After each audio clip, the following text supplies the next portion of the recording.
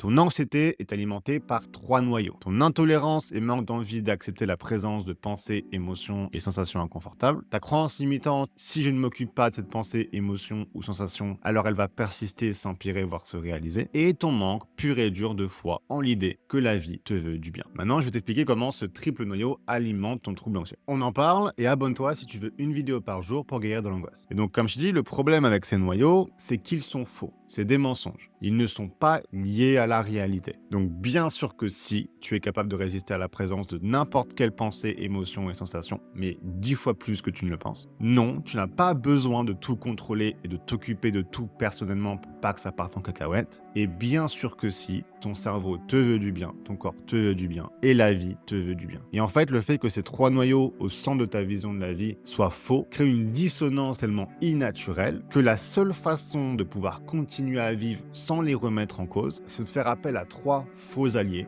le contrôle, la certitude et la réassurance, le fameux CCR. Parce que trouver une illusion de contrôle, certitude ou réassurance, ça te permet parfois, pas tout le temps, dans les cas où ça ne l'empire pas, de masquer l'inconfort émotionnel causé par une pensée, émotion ou sensation. Donc pour revenir à notre schéma, autour de notre noyau va se déployer cette tendance au CCR, qui elle va se manifester concrètement sous la forme de 22 potentiels mécanismes de CCR. 22 façons concrètes de rechercher le contrôle, la certitude et ou la réassurance, et d'obtenir un soulagement de l'inconfort émotionnel court terme. Donc googler tes symptômes, demander de la réassurance à tes proches, prendre des compléments alimentaires miracles, etc.